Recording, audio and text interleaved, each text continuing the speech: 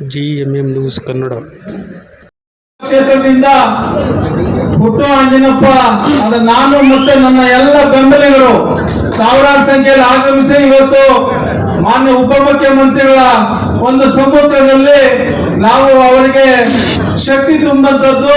ನಿಮ್ಮ ಜೊತೆ ನಾವು ಹೆಜ್ಜೆ ಹಾಕ್ತೀವಿ, ಕಾಂಗ್ರೆಸ್ ಪಕ್ಷ ಸಿದ್ಧಾಂತಗಳನ್ನ ನಂಬಿ ನಾವು ತಮ್ಮ ಜೊತೆಗೂಡಿ ಹೆಜ್ಜೆ ಹಾಕ್ತೀವಿ ಅಂತ ಹೇಳಿ ನಂಬಿ ಬಂದು ಅವ್ರನ್ನ ಕೇಳ್ಕೊಂಡಾಗ ಸಂತೋಷದಿಂದ ಒಪ್ಕೊಂಡು ನೀವು ಸೇರ್ಕೊಳ್ಬೇಕು, ಬಂದು ನಿನ್ನ ಇಡೀ ತಂಡ ನಿನ್ನ ಮುಖಂಡರನ್ನೆಲ್ಲ ಕರ್ಕೊಂಡ್ ಬರ್ಬೇಕು ಅಂತ ಹೇಳಿದ್ರು. ಅದೇ ರೀತಿ ಇವತ್ತು ತಾವೆಲ್ಲರೂ ಆಗಮಿಸಿ ಈ ಪಕ್ಷದ ಒಂದು ಚಿಹ್ನೆ ಹಿಡಿ ನಾವು ಕೆಲಸ ಮಾಡೋದಕ್ಕೆ ಅವಕಾಶ ಮಾಡಿಕೊಟ್ಟಿರ್ತಾರೆ. ಮಾನ್ಯ ಮುಖ್ಯಮಂತ್ರಿಗಳ ಆದಿಯಾಗಿ ಉಪಮುಖ್ಯಮಂತ್ರಿಗಳ ಆದಿಯಾಗಿ ಎಲ್ಲ ಮುಖಂಡರಿಗೂ ನನ್ನ ಧನ್ಯವಾದಗಳನ್ನು ತೋರಿಸ್ತಾ ಇದ್ದೀನಿ.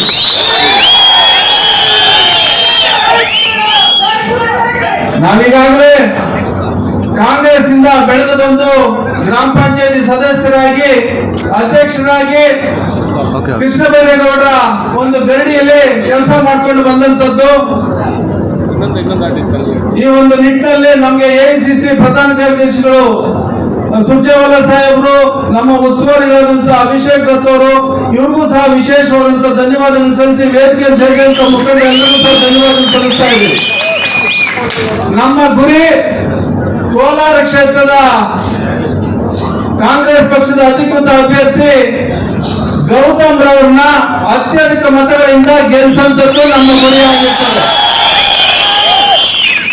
ಏನಕ್ಕೆ ಗೌತಮ್ ಅವ್ರನ್ನ ಗೆಲ್ಲಿಸಬೇಕು ಅಂದ್ರೆ ಕಾಂಗ್ರೆಸ್ ಪಕ್ಷದ ಕಟ್ಟಾಳು, ಯುವ ಕಾಂಗ್ರೆಸ್ನ ಕಟ್ಟಾಳು, ಒಂದು ಯುವಕರ ಆಶಾ ಕಿರಣ. ಆ ಯುವಕರಿಗೆ ಇವತ್ತಿನ ದಿನ ಬದಲಾವಣೆ ಸನ್ನಿವೇಶದಲ್ಲಿ ಮಾನ್ಯ ಕಾಂಗ್ರೆಸ್ ಪಕ್ಷ ಇವತ್ತು ಮನ್ನಣೆ ಕೊಟ್ಟು ಒಬ್ಬ ಯುವಕರಿಗೆ ಪ್ರೋತ್ಸಾಹ ಮಾಡಿ ಕೋಲಾರ ಕ್ಷೇತ್ರದಲ್ಲಿ ಟಿಕೆಟ್ ಕೊಟ್ಟಿರುವಂತದ್ದು ಸಹ ಒಂದು ಯುವ ಸಮುದಾಯಕ್ಕೆ ನಮ್ಮೆಲ್ಲರಿಗೂ ಸಹ ಒಂದು ಆಶಾಭಾವನೆ ಆಗಿರ್ತದೆ. ಆ ನಿಟ್ಟಿನಲ್ಲಿ ಕಾಂಗ್ರೆಸ್ ಪಕ್ಷನ ಮುಂದಿನ ದಿನಗಳಲ್ಲಿ ಈ ಚುನಾವಣೆಯಲ್ಲಿ ಗೆಲ್ಲಿಸುವಂತದ್ದು ನಮ್ಮ ಜವಾಬ್ದಾರಿಯಾಗಿರ್ತದೆ. ಇವತ್ತಿನಿಂದಲೇ ತಾವೆಲ್ಲ ಏನ್ ಆಗಮಿಸಿರ್ತೀರಿ ನಮ್ಮ ಮುಖಂಡರು, ತಾವೆಲ್ಲರೂ ಸಹ ಬೂತ್ ಮಟ್ಟದಲ್ಲಿ ತಮ್ಮ ತಮ್ಮ ಗ್ರಾಮಗಳಲ್ಲಿ ಸಂಘಟನೆ ಮಾಡುವಂತದ್ದು, ಸರ್ಕಾರದ ಯೋಜನೆಗಳನ್ನ ಮನಮುಟ್ಟುವ ರೀತಿ ಪ್ರತಿಯೊಂದು ಕುಟುಂಬಕ್ಕೂ ತಿಳಿ ಹೇಳುವಂತದ್ದು, ಹೆಚ್ಚು ಮತಗಳನ್ನ ಅವರಿಂದ ಹೊಡೆಯೋ ರೀತಿಯಲ್ಲಿ ನಾವು ಯಶಸ್ವಿಯಾಗಿ ಅಭ್ಯರ್ಥಿನ ಗೆಲ್ಲಿಸ್ಕೊಳ್ಳುವಂತದ್ದು ನಮ್ಮ ಜವಾಬ್ದಾರಿ ಆಗಿರ್ತದೆ. ಅದು ಖಂಡಿತ ನಾವು ಗೆಲ್ಲಿಸ್ಕೊಂಡು ಬರುವಂತ ವಾತಾವರಣ ಸೃಷ್ಟಿ ಮಾಡ್ತೀವಿ. ಮಾನ್ಯ ಅಧ್ಯಕ್ಷರು ಮತ್ತೆ ಮಂತ್ರಿಗಳಲ್ಲಿ ನಾನು ಇವತ್ತಿನ ದಿನ ಹೇಳೋದಕ್ಕೆ ಇಷ್ಟಪಡ್ತಾ ಇದ್ದೀನಿ, ನಾನು ಮನವಿನ ಮಾಡ್ಕೊಡ್ತಾ ಇದ್ದೀನಿ. ನಮ್ಮ ಶಕ್ತಿ ಪುಟ್ಟಣ್ಣನ ಒಂದು ಪ್ರೀತಿ ಶಿಡ್ಲಘಟ್ಟ ಕ್ಷೇತ್ರದಲ್ಲಿ ಯಾವಾಗ ಗೊತ್ತಾಗ್ತದೆ ಅಂದ್ರೆ ಗೌತಮ್ಗೆ ನಾವು ನೀರು ಕೊಟ್ಟಾಗ ಮಾತ್ರ ನಮ್ಮ ಶಕ್ತಿ, ನಮ್ಮ ಪ್ರೀತಿನ ಗೊತ್ತಾಗಂತದ್ದು. ಅದಕ್ಕೆ ಲಕ್ಷಕ್ಕೂ ಮೀರಿ ನಮ್ಮ ಒಂದು ವಿಧಾನಸಭಾ ಕ್ಷೇತ್ರದಲ್ಲಿ ಮತನ ನಾವು ಗಳಿಸ್ಕೊಳ್ಳುವಂಥದ್ದು ಆಗ್ಬೇಕಾಗ್ತದೆ. ಈಗಾಗಲೇ ಈ ದೇಶಕ್ಕೆ ಕಾಂಗ್ರೆಸ್ ಪಕ್ಷ 50 ವರ್ಷಗಳಿಂದ ಸುಭದ್ರವಾದ ಒಂದು ಸರ್ಕಾರ ನಡೆಸಿಕೊಂಡು ಭೂಮಿಯಿಂದಂತವರಿಗೆ ಭೂಮಿ, ಕಾರ್ಮಿಕರಿಗೆ ಉದ್ಯೋಗದ ಕ್ರಾಂತಿ, ಕೃಷಿ ಕುಟುಂಬಗಳಿಗೆ ಹಸಿರು ಕ್ರಾಂತಿ, ಉದ್ಯೋಗ ಇದ್ದಂತವರಿಗೆ ಕಾರ್ಖಾನೆ ಸೃಷ್ಟಿ ಮಾಡಿ ಕೋಟ್ಯಾಂತರ ಮಂದಿಗೆ ಉದ್ಯೋಗ ಸೃಷ್ಟಿ ಮಾಡಿ ಇವತ್ತಿನ ದಿನದಲ್ಲಿ ಸುಭದ್ರವಾದಂತ ಒಂದು ಆಡಳಿತನ ಕಾಂಗ್ರೆಸ್ ಪಕ್ಷ 50 ವರ್ಷಗಳಿಂದ ಮಾಡ್ಕೊಂಡು ಬಂದಿರುವಂತ ಪ್ರತೀಕ. ಇವತ್ತು ಪ್ರಪಂಚದಲ್ಲಿ ಆರ್ಥಿಕತೆಯಲ್ಲಿ 3ನೇ ಒಂದು ಸಂಖ್ಯೆಯಲ್ಲಿ ನಾವು ಭಾರತ ದೇಶ ಇವತ್ತು ಹೊರ ಹೊಮ್ತಾ ಇದೀವಿ. ಅದಕ್ಕೆ ಕಾರಣ ನಮ್ಮ ಕಾಂಗ್ರೆಸ್ ಪಕ್ಷ. ಅದಕ್ಕೆ ಇಂದಿರಾ ಗಾಂಧಿ ಅವರು, ರಾಜೀವ್ ಗಾಂಧಿ ಅವರು ಅಂತೇಳಿ ನಾವು ಭಾವಿಸಬೇಕಾಗ್ತದೆ. ಮತ್ತು ಸಿದ್ದರಾಮಯ್ಯ ಅವರು ಮತ್ತೆ ನಮ್ಮ DK ಶಿವಕುಮಾರ್ ಅವರ ಒಂದು ಪಂಚ ಗ್ಯಾರಂಟಿ ಯೋಜನೆಗಳು ನಮಗೆ ಶಕ್ತಿ ಬಂದಿದೆ, ಬಲ ಬಂದಿದೆ. ಎಲ್ಲರ ನಾವು ಪರಿಣಾಮ ನಮ್ಮಗಳ ಒಂದು ಪ್ರೀತಿ ವಿಶ್ವಾಸನ ಗೌತಮ್ ರವರಿಗೆ ಕೊಟ್ಟು ಮತದ ರೂಪದಲ್ಲಿ ನಾವು ಅವ್ರನ್ನ ಗೆಲ್ಸಂತ ಕೆಲಸ ಆಗಬೇಕು. ಅದಕ್ಕೆ ತಮ್ಮೆಲ್ಲರ ಸಹಕಾರ ಪ್ರಯತ್ನ ಸಾಗಬೇಕು. ನಾವು ಗೆಲ್ಸೋಬರೋಣ ಅಭ್ಯರ್ಥಿನ ಅಂತೇಳಿ ನಮ್ಮ ಮುಖಂಡರಿಗೆ ಮಾತು ಕೊಟ್ಟು ನಾನು ಈ ಸಂದರ್ಭದಲ್ಲಿ ನನಗೆ ಆಶೀರ್ವದಿಸಿದಂತ ಎಲ್ಲ ಗಣ್ಯರು, ಸುಧಾಕರನ್ ಅವರು, ಕೃಷ್ಣ ಬೈರೇಗೌಡ ಸಾಹೇಬರು, ಚಂದ್ರಶೇಖರ್ ಸಾಹೇಬರು, DK ಸಾಹೇಬರು, ನಮ್ಮ ಅಭಿಷೇಕ್ ದತ್ ಸಾಹೇಬರು, ಮತ್ತೆ ನಮ್ಮ ಚಿಕ್ಕಬಳ್ಳಾಪುರದ ಮಾಜಿ ಶಾಸಕರಾದಂತ ನಮ್ಮ ಬಚ್ಚೇಗೌಡಣ್ಣವರು ಇವತ್ತು ನಮ್ಮ ಜೊತೆ ಸೇರ್ಕೊಳ್ತಾ ಇದ್ದಾರೆ. ಪ್ರದೀಪ್ ಈಶ್ವರ್ ಅವರು, ಹಲವಾರು ಗಣ್ಯರಿಗೆ ಧನ್ಯವಾದ ಹೇಳಿ, ಎಲ್ರಿಗೂ ಧನ್ಯವಾದ ಹೇಳಿ ನಾನು ನನ್ನ ಮಾತು ವಿರಾಮ ಕೊಡ್ತಾ ಇದ್ದೀನಿ. ಜೈ ಹಿಂದ್, ಜೈ ಕಾಂಗ್ರೆಸ್, ಜೈ ಶಿಡ್ಲಘಟ್ಟ. ಕಾರ್ಯಕರ್ತರು ಬಂದಿರೋದ್ರಿಂದ ಮೊದಲನೇದಾಗಿ ಶಿಡ್ಲಘಟ್ಟ ವಿಧಾನಸಭಾ ಕ್ಷೇತ್ರದ ನಾವನ್ನ ಸ್ವಾಗತ ಮಾಡಕ್ಕೆ ನಮ್ಮ ಅಧ್ಯಕ್ಷರು ನಮ್ಮ ನಾಯಕರೆಲ್ಲ ಇದ್ದಾರೆ. ಅದಾದ್ಮೇಲೆ ಚಿಕ್ಕಬಳ್ಳಾಪುರ ವಿಧಾನಸಭಾ ಕ್ಷೇತ್ರದವರನ್ನ ನಾವು ಪಕ್ಷಕ್ಕೆ ಸೇರ್ಪಡೆ ಮಾಡ್ಕೊಂತೀವಿ.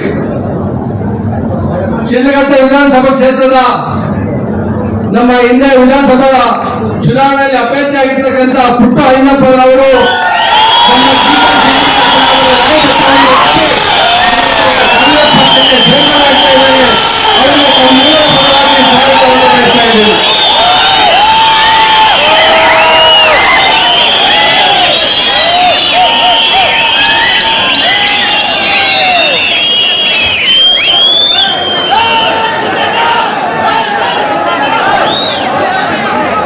ನಮ್ಮ ಮಂತ್ರಿಗಳಾದಂಥ MC ಸುಧಾಕರ್ ಅವರು ಬರಬೇಕು. ಅವರ ನಾಯಕತ್ವದಲ್ಲೇ ಇವತ್ತು ಚಿಕ್ಕಬಳ್ಳಾಪುರ ಮತ್ತೆ ಶಿಡ್ಲಘಟ್ಟ ವಿಧಾನಸಭಾ ಕ್ಷೇತ್ರದ ವಿಭೇದಗಳು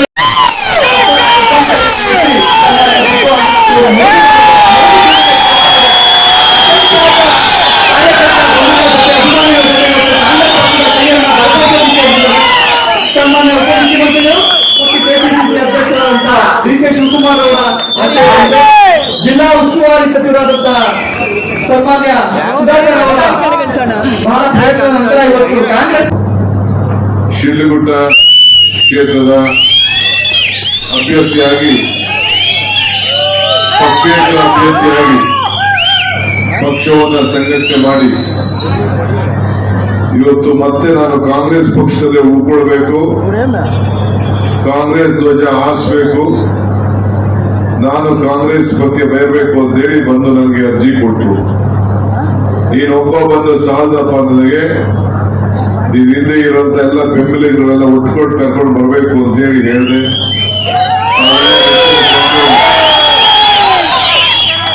ತಾವೆಲ್ಲ ಸೇರಿ ಬಂದಿದ್ದೀರಿ. ಪುಟ್ಟಂಜಪ್ಪನವರಿಗೆ ಮತ್ತು ತಮ್ಮೆಲ್ಲರೂ ಕೂಡ ಈ ಸಂದರ್ಭದಲ್ಲಿ ನಾನು ಸ್ವಾಗತವನ್ನು ನಾನು ಬಯಸ್ತೇನೆ.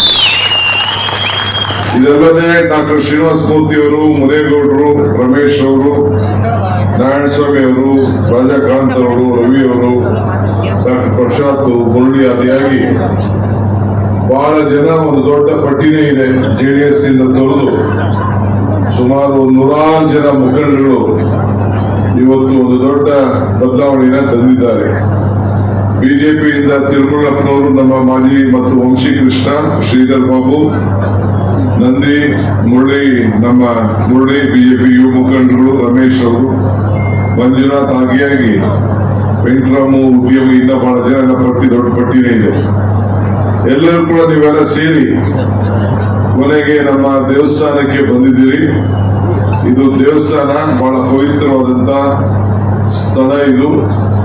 ಇದಕ್ಕೆ ಬಂದು ಇಲ್ಲಿ ತಾವು ಇಲ್ಲಿ ಸೇರ್ಪಡೆ ಆಗಿರೋದು ನಿಜವಾಗ್ಲೂ ನನಗೆ ಬಹಳ ಸಂತೋಷವನ್ನ ತಂದಿದೆ.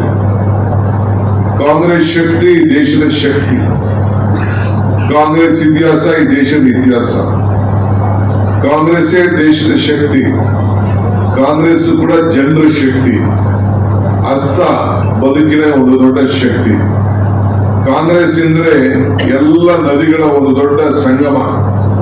ಹೆಂಗೆ ಇವತ್ತು ನಾವೆಲ್ಲ ಈ ಕಾಂಗ್ರೆಸ್ ಸೇರ್ತಾ ಇರೋದು ಒಂದು ದೊಡ್ಡ ಸಮುದ್ರಕ್ಕೆ ನೀವೆಲ್ಲ ಸೇರ್ತಾ ಇದ್ದೀರಿ. ಕಾಂಗ್ರೆಸ್ನ ದೇಗುಲ, ಈ ಒಂದು ದೇಗುಲದಲ್ಲಿ ನಾವೆಲ್ಲ ಒಗ್ಗಟ್ಟಿನಿಂದ ಮುಂದಕ್ಕೆ ಈ ದೇಶವನ್ನು ರಕ್ಷಣೆ ಮಾಡಲಿಕ್ಕೆ ನಾವು ಹೊರಟಿದ್ದೇವೆ. ಇವತ್ತು ತಾವೆಲ್ಲ ನೂತನವಾಗಿ ಕಾಂಗ್ರೆಸ್ ಪಕ್ಷಕ್ಕೆ ಸೇರ್ಪಡೆ ಆಗುವಂತ ಕೆಲಸ ತಾವು ಮಾಡ್ತಾ ಇದ್ದೀರಿ.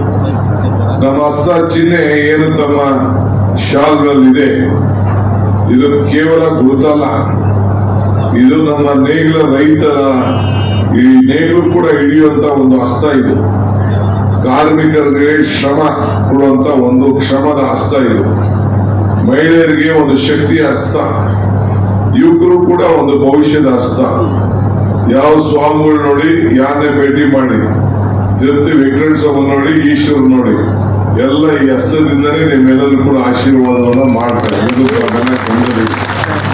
ಸೊ ಯಾವ ದೇವಾಲಯಕ್ಕೆ ಹೋಗ್ಲಿ, ಲಕ್ಷ್ಮಿ ನೋಡ್ಲಿ, ಸರಸ್ವತಿ ನೋಡ್ಲಿ, ಈಶ್ವರ್ ನೋಡ್ಲಿ, ಯಾರು ನೋಡ್ಲಿ, ಕೊನೆಗೆ ಮೂಲ ಈ ಹಸ್ತ.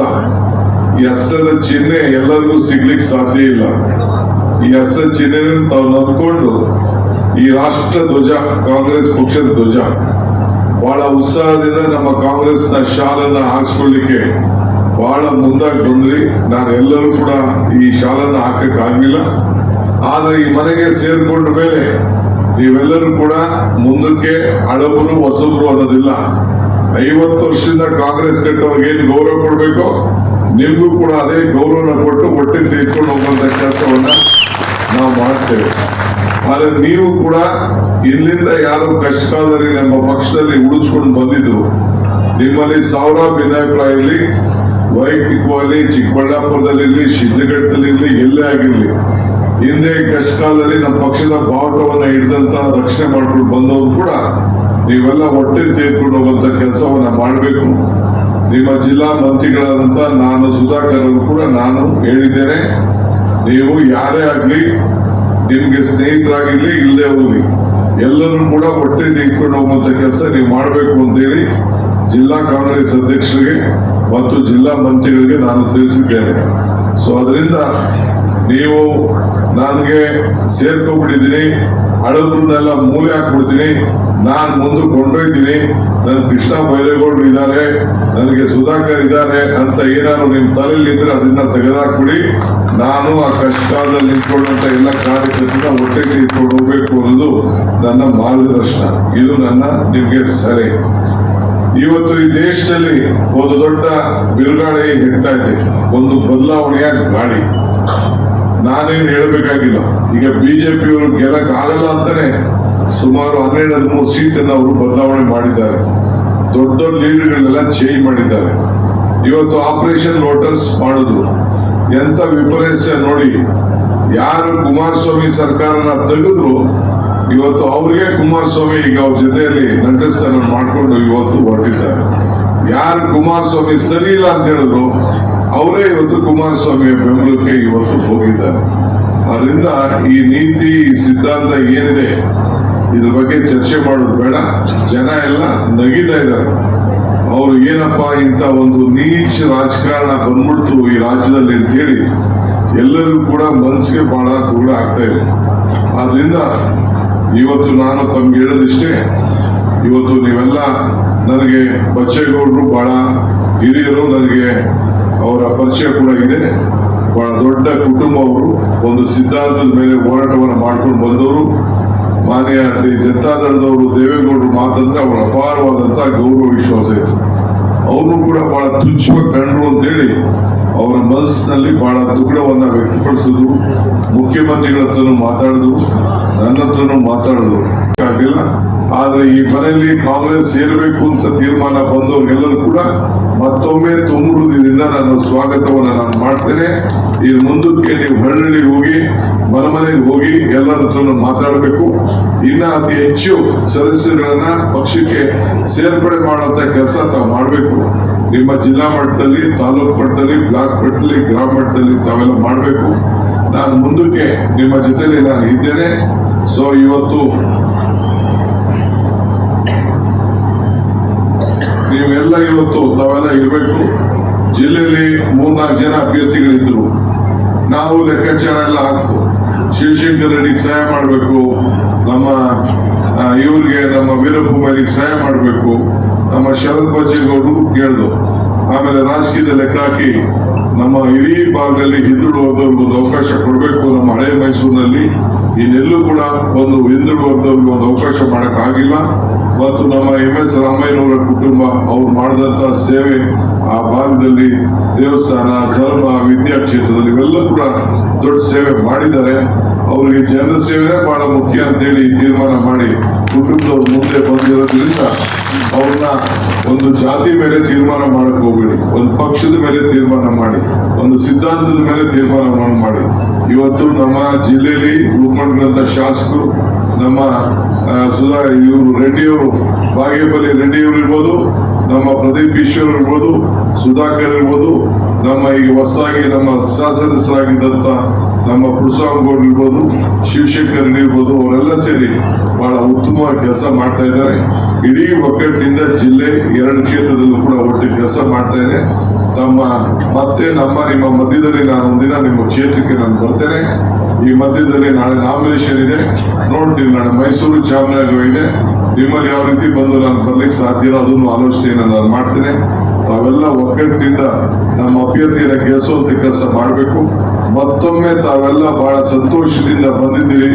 ನಮ್ಮ ಏನು ಬಚ್ಚೇಗೌಡರ ಸಮ್ಮುಖದಲ್ಲಿ ಮತ್ತು ಪುಟ್ಟರಾಜ ಅಣ್ಣ ಆಂಜಿನಪ್ಪ ಅವರ ಸಮ್ಮುಖದಲ್ಲಿ ಮತ್ತು ಬಿಜೆಪಿಯ ಮುಖಂಡರಾದಂತ ನಮ್ಮ ಏನು ಬಹಳ ಜನ ಬಿಜೆಪಿ ಇದ್ದಂತ ನಮ್ಮ 2 ಜಿಲ್ಲೆಗಳಿಂದ 2 ಲೋಕಸಭಾ ಕ್ಷೇತ್ರಗಳಿದ್ದಾವೆ.